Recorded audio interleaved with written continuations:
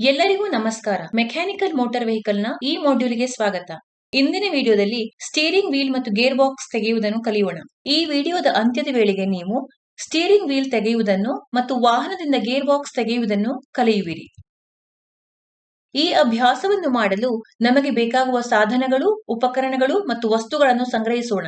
ಟ್ರೇನಿಸ್ tool kit 1, puller steering 1, puller bearing 1, plastic hammer 1, torque wrench 1, vehicle 1, gear oil ಅಗತ್ಯವಿರುವಷ್ಟು, kerosene ಅಗತ್ಯವಿರುವಷ್ಟು, oil seal ಅಗತ್ಯವಿರುವಷ್ಟು, gasket ಅಗತ್ಯವಿರುವಷ್ಟು, rubber bushes ಅಗತ್ಯವಿರುವಷ್ಟು. Steering wheel ತೆಗೆಯುವುದು. ಮೊದಲು ಬ್ಯಾಟರಿಯನ್ನು ಡಿಸ್ಕನೆಕ್ಟ್ ಮಾಡಿ. ಎಂಜಿನ್ ಆಫ್ ಆಗಿದ್ದು ಮತ್ತು ಕೀಯನ್ನು ಇಗ್ನಿಷನ್ ನಿಂದ ತೆಗೆಯಲಾಗಿದೆ ಎಂದು ಖಚಿತಪಡಿಸಿಕೊಳ್ಳಿ. ಬ್ಯಾಟರಿ 2 ಟರ್ಮಿನಲ್ಸ್ ಅನ್ನು ಹೊಂದಿರುತ್ತದೆ. ಒಂದು ಪಾಸಿಟಿವ್ ಮತ್ತು ಇನ್ನೊಂದು ನೆಗೆಟಿವ್ ಆಗಿ ಗುರುತು ಮಾಡಲಾಗಿದೆ. ಪಾಸಿಟಿವ್ ಟರ್ಮಿನಲ್ ಸಾಮಾನ್ಯವಾಗಿ ಕೆಂಪು ಕವರ್ ಅಥವಾ ಪ್ಲಸ್ ಸೈನ್ ಅನ್ನು ಹೊಂದಿರುತ್ತದೆ. ನೆಗೆಟಿವ್ ಟರ್ಮಿನಲ್ ಕಪ್ಪು ಕವರ್ ಅಥವಾ ನೆಗೆಟಿವ್ ಸೈನ್ ಅನ್ನು ಹೊಂದಿರುತ್ತದೆ. ಮೊದಲು ಹೊಂದಾಣಿಕೆಯ ರೆಂಚ್ ಅಥವಾ ಕಾರ್ಯಕ್ಕಾಗಿ ಸೂಕ್ತವಾದ ಸಾಕೆಟ್ ಮತ್ತು ರ್ಯಾಚೆಟ್ ಅನ್ನು ಆಯ್ಕೆ ಮಾಡಿ. ಈ ಉಪಕರಣವನ್ನು ಬಳಸಿ ಬ್ಯಾಟರಿಯ ನೆಗೆಟಿವ್ ಟರ್ಮಿನಲ್ ಅನ್ನು ಸುರಕ್ಷಿತಗೊಳಿಸಲು ಎಚ್ಚರಿಕೆಯಿಂದ ಸಡಿಲಗೊಳಿಸಿ. ಒಮ್ಮೆ ಸಡಿಲಗೊಂಡ ನಂತರ ನೆಗೆಟಿವ್ ಕೇಬಲ್ ಅನ್ನು ಬ್ಯಾಟರಿ ಟರ್ಮಿನಲ್ ನಿಂದ ನಿಧಾನವಾಗಿ ಬಿಡಿಸಿ. ಆಕಸ್ಮಿಕ ಸಂಪರ್ಕವನ್ನು ತಡೆಯಲು ಕೇಬಲ್ ಅನ್ನು ಬ್ಯಾಟರಿಯಿಂದ ದೂರವಿರಿಸಲಾಗಿದೆ ಎಂಬುದನ್ನು ಖಚಿತಪಡಿಸಿಕೊಳ್ಳಿ. ಪಾಸಿಟಿವ್ ಟರ್ಮಿನಲ್ನ ಪ್ರಕ್ರಿಯೆಯನ್ನು ಪುನರಾವರ್ತಿಸಿ. ನಟ್ ಅನ್ನು ಸಡಿಲಗೊಳಿಸಿ. ಪಾಸಿಟಿವ್ ಕೇಬಲ್ ಅನ್ನು ಬಿಡಿಸಿ. ಅದನ್ನು ಬ್ಯಾಟರಿಯಿಂದ ದೂರವಿರಿಸಿ. ವಾಹನವನ್ನು ಸುರಕ್ಷಿತವಾಗಿ ನಿಲ್ಲಿಸಲು ಮುಂಭಾಗದ ಟೈರ್ಗಳಲ್ಲಿ ಒಂದರ ಮುಂದೆ ಮತ್ತು ಮುಂಭಾಗದ ಟೈರ್ಗಳಲ್ಲಿ ಒಂದರ ಹಿಂದೆ ಒಂದೊಂದು ವೀಲ್ ಚೋಕ್ ಅನ್ನು ಇರಿಸಿ. ಸ್ಟೀರಿಂಗ್ ಅಸೆಂಬ್ಲಿಗೆ ಪ್ರವೇಶ ಪಡೆಯಲು ಮೊದಲು ಬಾಟಮ್ ಶೀಲ್ಡ್ ಅನ್ನು ತೆಗೆದುಹಾಕಿ. ಶೀಲ್ಡ್ ಅನ್ನು ಭದ್ರಪಡಿಸುವ ಯಾವುದೇ ಉಳಿಸಿಕೊಳ್ಳುವ ಸ್ಕ್ರೂಗಳು ಅಥವಾ ಕ್ಲಿಪ್ಗಳನ್ನು ತೆಗೆದುಹಾಕಲು ಸೂಕ್ತವಾದ ಸ್ಕ್ರೂ ಡ್ರೈವರ್ ಅಥವಾ ರೆಂಚ್ ಅನ್ನು ಬಳಸಿ.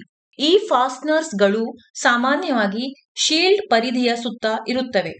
ಸ್ಟೀರಿಂಗ್ ಅಸೆಂಬ್ಲಿಯ ಕೆಳಭಾಗದಲ್ಲಿರುವ ಹಾರ್ನ್ ಬಟನ್ ಮತ್ತು ಹಾರ್ನ್ ವೈರ್ ಅನ್ನು ಡಿಸ್ಕನೆಕ್ಟ್ ಮಾಡಿ. ನಂತರ ಕನೆಕ್ಷನ್ ಪ್ರಕಾರವನ್ನು ಅವಲಂಬಿಸಿ ನೀವು ಮಾಡಬೇಕಾಗುವುದೆಂದರೆ ಕನೆಕ್ಟರ್ ಅನ್ನು ಭದ್ರಪಡಿಸುವ ಕ್ಲಿಪ್ ಅನ್ನು ಬಿಡುಗಡೆ ಮಾಡಿ. ಹಾರ್ನ್ ವೈರ್ ಅನ್ನು ವಾಹನದ ವೈರಿಂಗಿಗೆ ಸಂಪರ್ಕಿಸುವ ಟರ್ಮಿನಲ್ ಅನ್ನು ಅನ್ಸ್ಕ್ರೂ ಮಾಡಿ. ಕನೆಕ್ಟರ್ ಅನ್ನು ನಿಧಾನವಾಗಿ ಬೇರ್ಪಡಿಸುವ ಮೂಲಕ ಅದನ್ನು ಅನ್ಪ್ಲಗ್ ಮಾಡಿ. ಕನೆಕ್ಷನ್ ಬಿಡುಗಡೆಯಾದ ನಂತರ ವಾಹನದ ವೈರಿಂಗ್ ನಿಂದ ಹಾರ್ನ್ ವೈರ್ ಅನ್ನು ಎಚ್ಚರಿಕೆಯಿಂದ ಡಿಸ್ಕನೆಕ್ಟ್ ಮಾಡಿ. ಹಾನಿಯನ್ನು ತಪ್ಪಿಸಲು ವೈರ್ ಮತ್ತು ಕನೆಕ್ಟರ್ ಅನ್ನು ಸೂಕ್ಷ್ಮವಾಗಿ ನಿರ್ವಹಿಸುವುದನ್ನು ಖಚಿತಪಡಿಸಿಕೊಳ್ಳಿ. ಹಾರ್ನ್ ಬಟನ್ ತೆಗೆದುಹಾಕಿ. ಯಾವುದೇ ಸ್ಕ್ರೂಗಳು, ಕ್ಲಿಪ್ಗಳು ಅಥವಾ ವೈರಿಂಗ್ ಸಂಪರ್ಕ ಕಡಿತಗೊಂಡ ನಂತರ ಸ್ಟೀರಿಂಗ್ ವೀಲ್ ನಿಂದ ಹಾರ್ನ್ ಬಟನ್ ಅನ್ನು ಎಚ್ಚರಿಕೆಯಿಂದ ಎತ್ತಿ ಅಥವಾ ಶೋಧಿಸಿ. ವೈರಿಂಗ್ ಅಥವಾ ಇತರ ಯಾವುದೇ ಘಟಕಗಳಿಗೆ ಹಾನಿಯಾಗದಂತೆ ಜಾಗರೂಕರಾಗಿರಿ. ಸ್ಟೀರಿಂಗ್ ವೀಲ್ ನಟ್ ಲಾಕ್ ಅನ್ನು ಬಿಡುಗಡೆ ಮಾಡಿ. ನಿಮ್ಮ ವಾಹನವನ್ನು ಅವಲಂಬಿಸಿ. ಸ್ಟೀರಿಂಗ್ ವೀಲ್ ಲಾಕ್ ನಟ್ ಅನ್ನು ಸಡಿಲಗೊಳಿಸಲು ಮತ್ತು ತೆಗೆದುಹಾಕಲು ಸೂಕ್ತವಾದ ಸಾಕೆಟ್, ರ್ಯಾಚೆಟ್ ಅಥವಾ ರೆಂಚ್ ಬಳಸಿ. ನಟ್ನ ಸೈಜ್ ಮತ್ತು ಅಗತ್ಯವಿರುವ ಉಪಕರಣಗಳು ಬದಲಾಗಬಹುದು. ಆದ್ದರಿಂದ ವಿಶೇಷಣಗಳಿಗಾಗಿ ನಿಮ್ಮ ವಾಹನದ ಸರ್ವಿಸ್ ಮ್ಯಾನ್ಯುವಲ್ ಅನ್ನು ಪರಿಶೀಲಿಸಿ. ಸ್ಟೀರಿಂಗ್ ನಟ್ ಅನ್ನು ತೆಗೆದುಹಾಕಿ. ಸ್ಟೀರಿಂಗ್ ವೀಲ್ ಪುಲ್ಲರ್ ಅನ್ನು ಸ್ಟೀರಿಂಗ್ ವೀಲ್ ಮೇಲೆ ಇರಿಸಿ ಮತ್ತು ಥ್ರೆಡ್ ಮಾಡಿದ ಶಾಫ್ಟ್ ಮೇಲೆ ಸೆಂಟರ್ ಬೋಲ್ಟ್ ಅನ್ನು ಇರಿಸಿ. ಒತ್ತಡವನ್ನು ಸಮಾನವಾಗಿ ವಿತರಿಸುವ ರೀತಿಯಲ್ಲಿ ಪುಲ್ಲರ್ನ ತೋಳುಗಳನ್ನು ಸ್ಟೀರಿಂಗ್ ವೀಲ್ಗೆ ಜೋಡಿಸಿ. ಪುಲ್ಲರ್ ಮೇಲಿನ ಬೋಲ್ಟ್ಗಳನ್ನು ಬಿಗಿಗೊಳಿಸಲು ಸೂಕ್ತ ಸಾಧನಗಳನ್ನು ಬಳಸಿ. ನೀವು ಬಿಗಿಗೊಳಿಸುತ್ತಿದ್ದಂತೆ ಪುಲ್ಲರ್ ಸ್ಟೀರಿಂಗ್ ವೀಲ್ನ ಮೇಲೆ ಒತ್ತಡವನ್ನು ಹಾಕುತ್ತದೆ. ಕ್ರಮೇಣ ಅದನ್ನು ಸ್ಟೀರಿಂಗ್ ಕಾಲಂನಿಂದ ಎಳೆಯುತ್ತದೆ. ಸ್ಟೀರಿಂಗ್ ಗೇರ್ ಬಾಕ್ಸ್ ತೆಗೆದುಹಾಕಿ.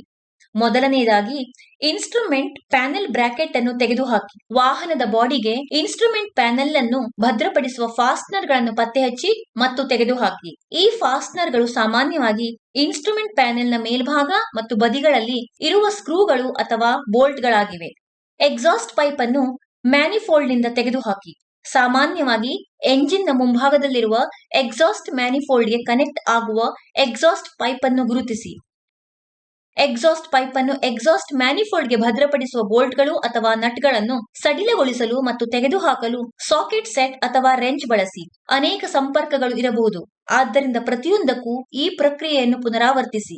ಫ್ಲೋರ್ ಬೋರ್ಡ್ನಲ್ಲಿರುವ ಸ್ಟೀರಿಂಗ್ ಕಾಲಮ್ ಕವರ್ ಪ್ಲೇಟ್ ಅನ್ನು ತೆಗೆದುಹಾಕಿ. ಸ್ಟೀರಿಂಗ್ ಕಾಲಂನ ನೆಲವನ್ನು ಸೇರುವಷ್ಟು ತಳಭಾಗದ ಸುತ್ತಲಿನ ಪ್ರದೇಶವನ್ನು ಗುರುತಿಸಿ. ಕವರ್ ಪ್ಲೇಟ್ ಪ್ರತ್ಯೇಕ ಪ್ಯಾನೆಲ್ ಆಗಿರಬಹುದು ಅಥವಾ ಒಟ್ಟಾರೆ ಡ್ಯಾಶ್ಬೋರ್ಡ್ ರಚನೆಯ ಭಾಗವಾಗಿರಬಹುದು. ಫಿಲಿಪ್ಸ್ ಹೆಡ್ ಸ್ಕ್ರೂ ಡ್ರೈವರ್ ಅಥವಾ ಸೂಕ್ತ ಸಾಧನವನ್ನು ಬಳಸಿಕೊಂಡು ಸ್ಟೀರಿಂಗ್ ಕಾಲಮ್ ಕವರ್ ಪ್ಲೇಟ್ ಅನ್ನು ಭದ್ರಪಡಿಸುವ ಯಾವುದೇ ಸ್ಕ್ರೂಗಳು ಅಥವಾ ಫಾಸ್ಟ್ನರ್ಸ್ ಗಳನ್ನು ಹುಡುಕಿ ಮತ್ತು ತೆಗೆದುಹಾಕಿ. ಸ್ಟೀರಿಂಗ್ ಗೇರ್ ಬಾಕ್ಸ್ ನ ಪೊಸಿಷನ್ ಅನ್ನು ಗಮನಿಸಿ ಮತ್ತು ಫ್ರೇಮ್ ಮತ್ತು ಸ್ಟೀರಿಂಗ್ ಗೇರ್ ಬಾಕ್ಸ್ ಮೇಲೆ ಗುರುತು ಮಾಡಿ. ಗೇರ್ ಬಾಕ್ಸ್ ಅನ್ನು ಅದೇ ಓರಿಯಂಟೇಶನ್ ನಲ್ಲಿ ಮರುಸ್ಥಾಪಿಸಲಾಗಿದೆ ಎಂದು ಖಚಿತಪಡಿಸಿಕೊಳ್ಳಲು ಈ ಮಾರ್ಕ್ ಸಹಾಯ ಮಾಡುತ್ತದೆ. ಸ್ಟೀರಿಂಗ್ ಗೇರ್ ಬಾಕ್ಸ್ ಮೌಂಟಿಂಗ್ ಬೋಲ್ಟ್ಗಳು ಮತ್ತು ಬ್ರಾಕೆಟ್ಗಳನ್ನು ತೆಗೆದುಹಾಕಿ. ಪಿಟ್ಮ್ಯಾನ್ ಆರ್ಮ್ ನಂತಹ ಗೇರ್ ಬಾಕ್ಸ್ಗೆ ಜೋಡಿಸಲಾದ ಯಾವುದೇ ಹೆಚ್ಚುವರಿ ಘಟಕಗಳನ್ನು ಡಿಸ್ಕನೆಕ್ಟ್ ಮಾಡಿ. ಸ್ಟೀರಿಂಗ್ ಗೇರ್ ಬಾಕ್ಸ್ ಅನ್ನು ಫ್ರೇಮ್ಗೆ ಭದ್ರಪಡಿಸುವ ಮೌಂಟಿಂಗ್ ಬೋಲ್ಟ್ಗಳನ್ನು ಹುಡುಕಿ ಮತ್ತು ತೆಗೆದುಹಾಕಿ. ಸ್ಟೀರಿಂಗ್ ಗೇರ್ ಬಾಕ್ಸ್ ಅನ್ನು ತೆಗೆದುಹಾಕಿ ಮತ್ತು ಅದನ್ನು ಕೆಳಭಾಗದ ಮೂಲಕ ಹೊರತೆಗೆಯಿರಿ, ಏಕೆಂದರೆ ಅದನ್ನು ತೆಗೆದುಹಾಕಲು ಸಹಾಯ ಬೇಕಾಗಬಹುದು. ಸ್ಟೀರಿಂಗ್ ಅಸೆಂಬ್ಲಿಯನ್ನು ವರ್ಕ್ ಬೆಂಚ್ ಮೇಲೆ ಇರಿಸಿ. ಈ ವಿಡಿಯೋದಲ್ಲಿ ನಾವು ಸ್ಟೀರಿಂಗ್ ವೀಲ್ ತೆಗೆದುಹಾಕುವುದು ಮತ್ತು ವಾಹನದಿಂದ ಸ್ಟೀರಿಂಗ್ ಬಾಕ್ಸ್ ತೆಗೆದುಹಾಕುವುದನ್ನು ಚರ್ಚಿಸಿದ್ದೇವೆ. ಈ ಅಧಿವೇಶನದ ಬಗ್ಗೆ ನಿಮಗೆ ಸ್ಪಷ್ಟವಾದ ತಿಳುವಳಿಕೆ ಇದೆ ಎಂದು ಭಾವಿಸುತ್ತೇವೆ. ಎಲ್ಲರಿಗೂ ಧನ್ಯವಾದಗಳು ಮತ್ತು ಮುಂದಿನ ವಿಡಿಯೋದಲ್ಲಿ ನಿಮ್ಮನ್ನು ಭೇಟಿ ಮಾಡುತ್ತೇವೆ.